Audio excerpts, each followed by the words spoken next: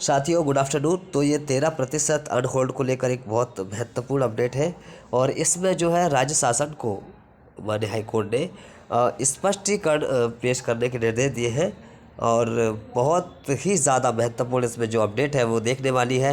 हम इसमें देखेंगे तो ओबीसी आरक्षण 13% पद होल्ड करने के मामले में स्पष्टीकरण तलब। जबलपुर मध्य प्रदेश हाईकोर्ट ने ओबीसी आरक्षण से जुड़े प्रकरणों में 13% पद होल्ड करने के मामले में राज्य शासन को स्पष्टीकरण पेश करने के निर्देश दिए हैं। किसने दिए? माननीय हाईकोर्ट ने। मध्य प्रदेश हाईकोर्ट ने कहा है कि राज्य शासन 13% पद होल्ड करने के मामले में इसका स्पष्टीकरण है वो पेश करे। चीफ जस्टिस सुरेश कुमार कैत व जस्टिस विवेक जैन की खंडपीठ ने इसके लिए 15 दिन की मोहलत दी है। कितने दिन का टाइम दिया है? 15 दिन का टाइम दिया है। मामले में इस पर अगली सुनवाई जो 9 दिसंबर को होगी। कब होनी है इसकी सुनवाई? होनी है 9 दिसंबर को। ठीक है। दरअसल ओबीसी वर्ग की ओर से पैरवी कर रहे अधिवक्ता रामेश्वर सिंह ठाकुर के विशेष अनुरोध पर यूथ फॉर इक्वलिटी सहित अन्य की याचिकाओं पर सोमवार को सुनवाई हुई। ठीक है, इसी सोमवार को। और आरोप लगाया कि महाधिवक्ता द्वारा गलत अभिमत दिए जाने के कारण अभ्यर्थियों को परेशानी हो रही है। बिल्कुल एक्चुअल बिल्कुल सत्य बात है। महाधिवक्ता के अभिमत पर ही ये होल्ड किए गए हैं। शासन ने 13% पद होल्ड कर दिए हैं। कोर्ट से अनुरोध किया गया है कि होल्ड अभ्यर्थियों को अनहोल्ड करके उनकी नियुक्ति प्रक्रिया की अनुमति दी जाए।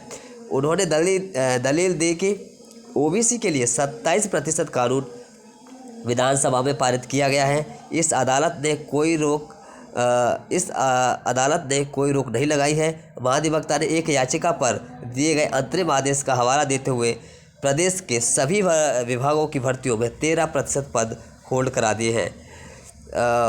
सुनवाई के बाद कोर्ट ने शासकीय अधिवक्ता को शासन से निर्देश प्राप्त कर इस मामले में स्पष्टीकरण पेश करने का आदेश दिए हैं। साथियों को बहुत बड़ी चीज़ है ये कि अगर शासन और की तरफ से स्पष्टीकरण आ जाता है इस 13% को, क्योंकि आपको पता है साथियों भर्ती 2018 की जो वर्ग 1 और 2 की भर्ती जो हुई थी उसके बाद उसकी प्रक्रिया जो है 18 के बाद ही हुई। आपको पता है 18 से पहले जो भी 14% का मामला था, लेकिन जब कांग्रेस की सरकार आई थी उस समय तो 27% वो उन्होंने कर दिया था पूरी तरीके से। और उसके बाद जब शिवराज सिंह चौहान मामा जी थे मुख्यमंत्री, दोबारा से जब उनकी सरकार गिर गई तो उसके बाद से भी वर्ग 1 की 2018 की शिक्षक भर्ती में कुछ उनका विभाग का ही खुद कहना है कि और ये स्पष्टीकरण भी होकर आया था लगभग 27% 10 सब्जेक्टों में शायद देने की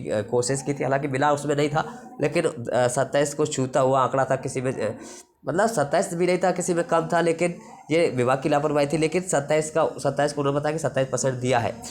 तो ऐसा क्यों कि किसी सब्जेक्ट में 27 दिया, किसी में 27 नहीं दिया। ठीक है।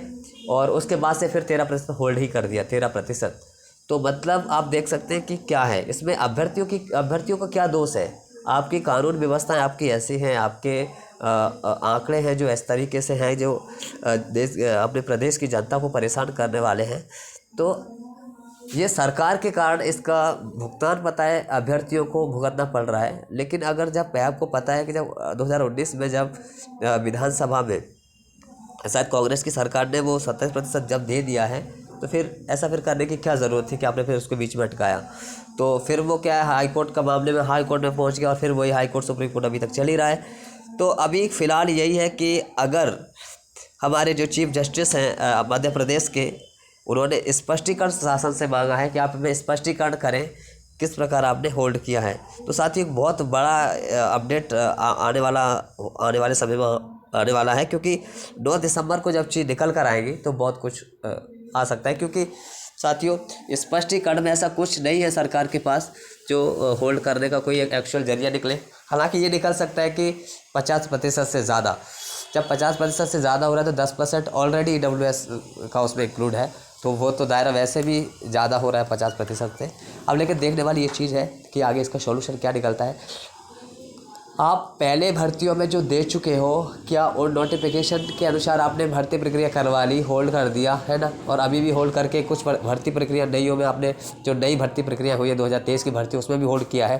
और जैसे वर्ग 3 की माने तो उसमें तो कोई औचित्य नहीं है होल्ड करने का, फिर मैं उसमें अनरिजर्व तो होल्ड नहीं, ओनली ओबीसी होल्ड है, ओनली ओबीसी होल्ड है। तो ऐसा क्यों किया गया है? तो ठीक है साथियों, जो भी अपडेट होगा वो हमें 9 दिसंबर को पता चलेगा कि अगली बार जब सुनवाई होगी तो स्पष्टीकरण में क्या होकर आता है सॉल्यूशन। ठीक है, तो जब तक होल्ड का सॉल्यूशन नहीं निकलता तब तक कुछ नहीं कह सकते। ठीक है, तो लग रहा है कि शायद इसका स्पष्टीकरण जल्दी आ जाए और जल्द से जल्द होल्ड पर जो भी प्रोसेस होनी है वो हो जाए, और जिससे भर्ती प्रक्रिया है जो आगे बढ़े। ठीक है साथियों, तो एक बहुत महत्वपूर्ण अपडेट थी, और जो कि ओबीसी और इसके साथ साथ बाकी अन्य कैटेगरी के सभी लोग इसमें जुड़े हुए हैं, क्योंकि जब ये मामला सुलझेगा तो बाकी प्रक्रिया जो भर्ती प्रक्रिया है वो आगे बढ़ेगी।